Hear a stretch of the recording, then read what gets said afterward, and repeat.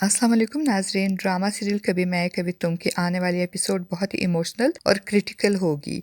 हम देखेंगे नाजरीन कि एक तरफ मुस्तफ़ा की ज़िंदगी का बहुत बड़ा ख्वाब पूरा हो जाएगा, मुस्तफ़ा की डील फाइनल हो जाएगी और वो एक बहुत बड़ा कॉन्ट्रैक्ट साइन करेगा और खुशी खुशी घर जाते हुए रास्ते में शर्जीना के लिए फूल और केक लेकर जाएगा और अपने पार्टनर से कहेगा कि मैं अपने बच्चे के लिए ऐसे ही गाड़ी खरीदूंगा और उसे अपनी गाड़ी में ही हॉस्पिटल से घर लेकर जाऊंगा। मगर उसे क्या मालूम होगा कि घर में कौन सी कयामत इसका इंतजार कर रही होगी और जिस बच्चे के लिए वो गाड़ी खरीदने की बात कर रहा है वो बच्चा इस दुनिया में आने से पहले ही मर चुका होगा। हम देखेंगे नाजरीन कि जिस वक्त मुस्तफ़ा कॉन्ट्रैक्ट साइन कर रहा होगा उस वक्त शर्जीना की तबीयत बहुत खराब हो जाएगी। शर्जीना मुस्तफ़ा को कॉल करेगी मगर मुस्तफ़ा के मोबाइल की चार्जिंग खत्म होने की वजह से इसका मोबाइल बंद होगा और शर्जीना की मुस्तफ़ा से बात नहीं हो पाएगी। वो दर्द से बेहाल होगी और दर्द बर्दाश्त करते करते गिरकर बेहोश हो जाएगी और जिस वक्त मुस्तफ़ा घर आएगा तो शर्जीना को बहुत बुरी हालत में बेहोश पाएगा और इस तरह शर्जीना को बेहोश देकर मुस्तफ़ा के तो हाथ पांव फूल जाएंगे, उसके सांस खता हो जाएंगे। वो जल्दी से शर्जीना को हॉस्पिटल लेकर जाएगा और शर्जीना के वालिदैन को भी रास्ते में खबर कर देगा। शर्जीना की हालत बहुत क्रिटिकल होगी, उसको एकदम से ही ऑपरेशन थिएटर में लेके जाया जाएगा जहाँ डॉक्टर बता देगी आपने पेशेंट को हॉस्पिटल लाने में बहुत देर कर दी, हमें बहुत अफसोस है, हम आपके बच्चे को नहीं बचा सके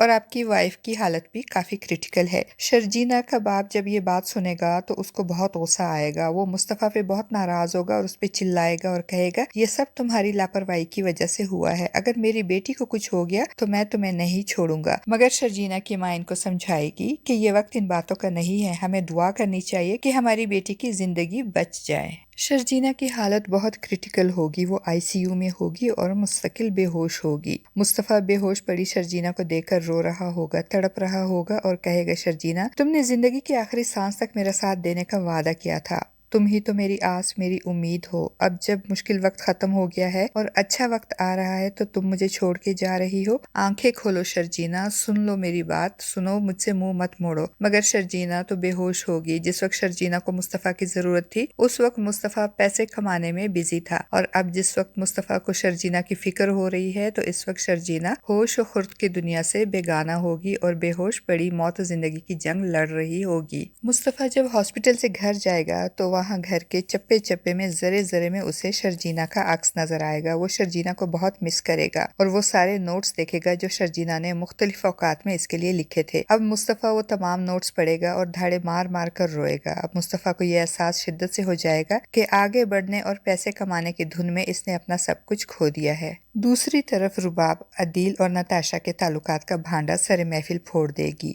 वो एक बहुत बड़ी पार्टी अरेंज करेगी और उसमें अपने और अदील के तमाम दोस्तों को और ऑफिस वालों को बुलाएगी और फिर सबके सामने अदील और नताशा के ताल्लुकात का भांडा फोड़ेगी और ऑफिस में किए गए अदील के सारे फ्रॉड्स के बारे में सबको बताएगी और सबूत के साथ अदील के मुंह पे डाइवोर्स पेपर भी मारेगी। वो पहले खुद अदील को बेइज्जत करेगी और फिर पुलिस को बुलाकर अदील को उसके हवाले कर देगी और इसके बाद इफ्तिखार साहब और शगुफ्ता बेगम को भी बेइज्जत करके अपने घर से निकाल देगी। इफ्तिखार साहब और शगुफ्ता बेगम जब सड़क पर आ जाएंगे तब शगुफ्ता बेगम को एहसास होगा कि जिस बेटे को उसने अपने तीनों बच्चों में सबसे ज्यादा प्यार किया, अहमियत दी, उसी बेटे की वजह से वो इस बुढ़ापे में बेइज्जत हो गए हैं और सड़क पर आ गए हैं और तब इनको एहसास पशेमानी और एहसास नदामत होगा और इनको वो बहुत पछताएंगी कि उन्होंने शर्जीना के साथ अच्छा नहीं किया। नाजरीन, एक तरफ शगुफ्ता बेगम पछता रही होंगी कि उन्होंने शर्जीना के साथ अच्छा नहीं किया, सब कुछ किया धरा रुबाब और अदील का था, लेकिन उन्होंने सजा